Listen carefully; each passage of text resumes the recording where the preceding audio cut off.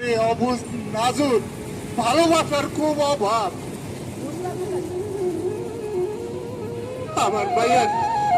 আমার মায়ের বুঝ বুদ্ধি কিছু নাই। বয়সে দেখতে এমনি বড় হয়েছে। তারে তারে আদর করে কিছু কইলে, বুঝাইয়া কইলে সব কথা বুঝে।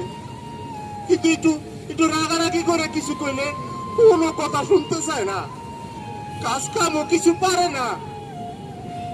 এই আমার এই নাতি নাতনি আছে, ওগুলোকেও বনে না।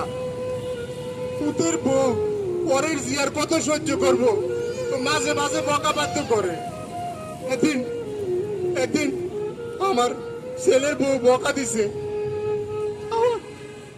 আমার এই রাজু সারাটা দিন না খাইয়া ঘরের এক কোণায় পড়ে রয়েছে। আমি বাপ হইয়া কেমনি সহ্য করি কর?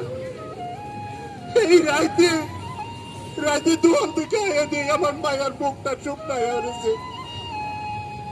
ওরে আমি আদর কইরা বুঝে শোনাইয়া তারপরে খাওয়াইছি। ওর ওর বুঝ বুদ্ধি নাই, এটা তো ওর অপরাধ না। আমি আমার নাজুর ভাই কইতো, হে আল্লাহ আমার লোকে আমার নাজুরে লইয়া যাইও। খোদা কি আর আমদার কথা শুনবো? কিন্তু কিন্তু কিন্তু নাজুর মানার তো কি হয়েছে? আমিও না আছি না। আমি যতদিন বাচ্চা থাকবো আমার নাজুরে আমি বুকে সরাই রাখবো। সত্যি চাচা, আমরা ধৈর্যশীল মায়েদের কথা অনেক শুনেছি, কিন্তু আজ আপনার মতো একজন ধৈর্যশীল পিতা দেখলাম। রহমত ভাই, এখন তো সরকারি হাসপাতালে বিশেষ চাহিদা সম্পন্নদের জন্য সমাজ কল্যাণ বিভাগ নামে বিভাগ চালু হয়েছে।